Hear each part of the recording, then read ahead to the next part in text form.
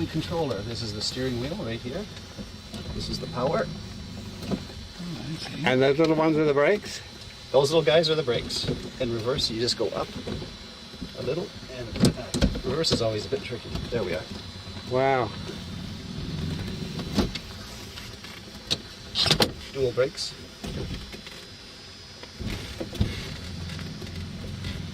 And I see you play golf as well.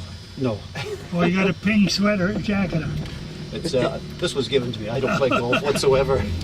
Geez, I went out yesterday and had a 65 Really? on an 18-hole executive par 3. You're a much better golfer than I will ever be. Well, I've had my 88th birthday. Hey? Yeah, Congratulations. When was that? 10th April. No, they didn't do So it. is this similar to the one that Jay Leno drives? No, Jay Leno drives a much more modern version Oh, really? of the electric Yeah. car. Yeah. Yeah, his probably has a steering wheel. Come on, Bill.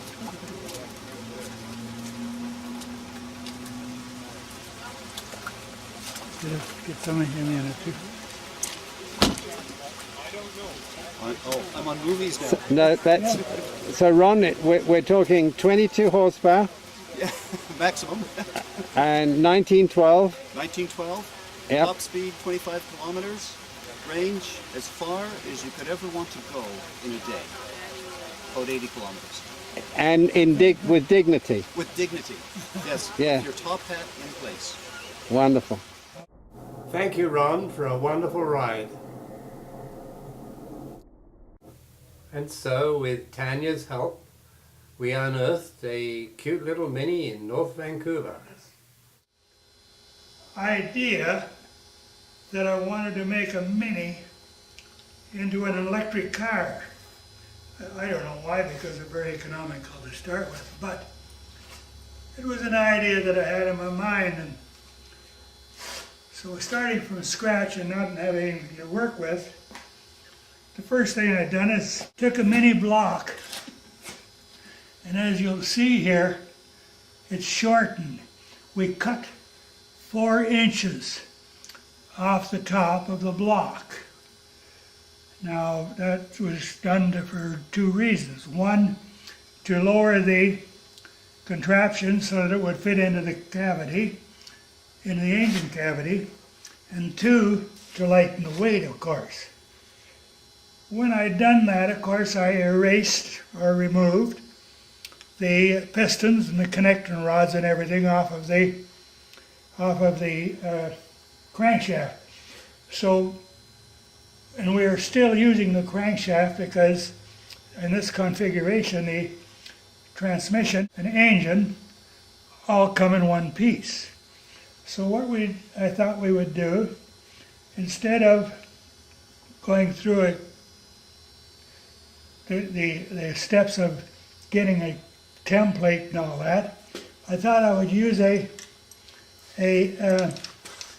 belt. So with that, I got a cog pulleys and a cog belt, and hooked a golf car, 48-volt golf car electric motor through this belt system down to the front of the crankshaft.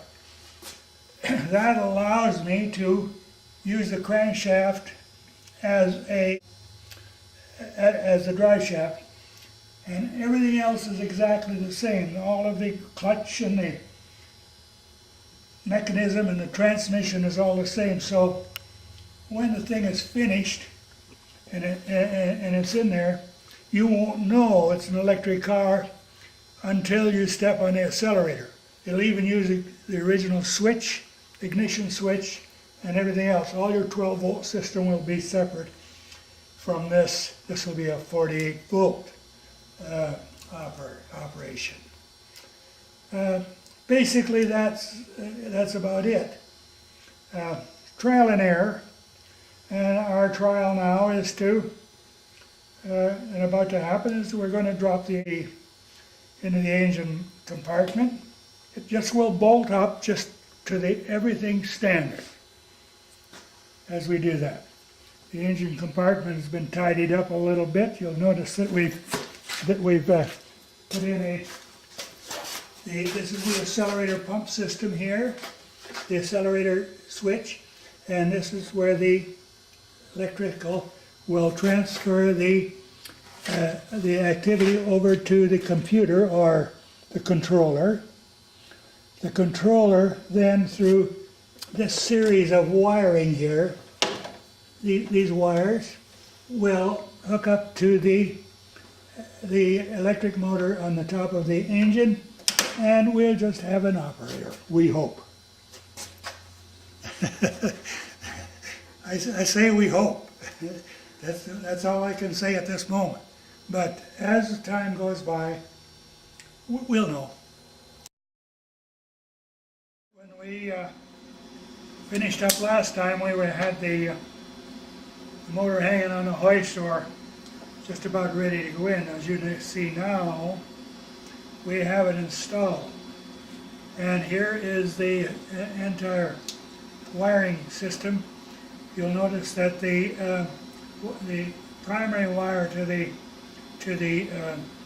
thing is all shrouded, but the heavy duty wiring from the 48 volt batteries, which are in the trunk, bring the power up to our brain here or computer.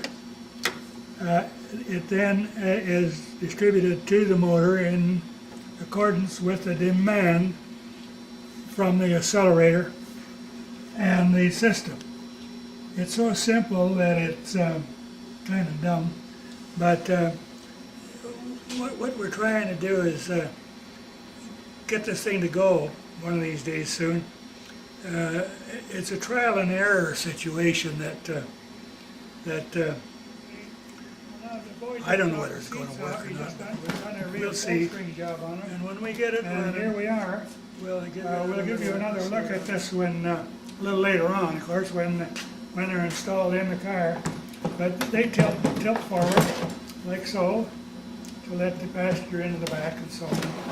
And I'm very happy with the result here, and I think Bill is too.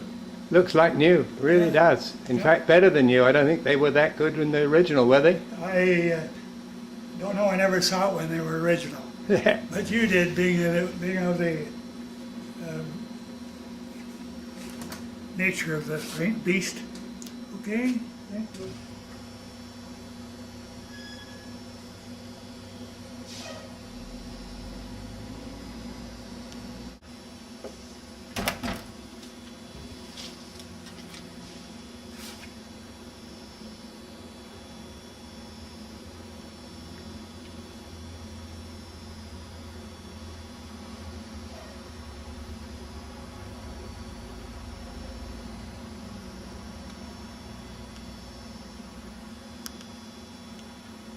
Well, here we are now. We're, I guess a month later than the last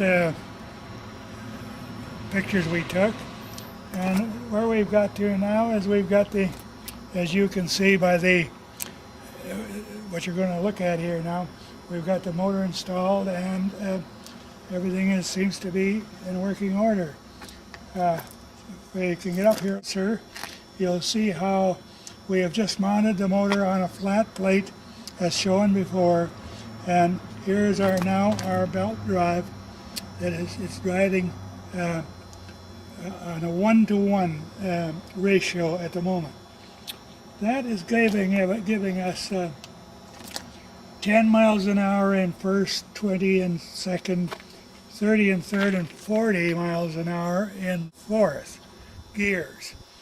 I'm going to be changing this upper pulley to a 3 1/4 inch pulley from a 2 1/2, and that will give me a speed range of 15, 30, 45, and 60 miles an hour. We've had it out for a short test run this morning, Bill and I, and it just performs just about exactly the way that we expected it to. Naturally, we got little bugs that we have to work out as we go along, but for all in all, it is just about as good as you can get. Now I'm going to get in and start it up for you and just let it idle here, and you'll see how.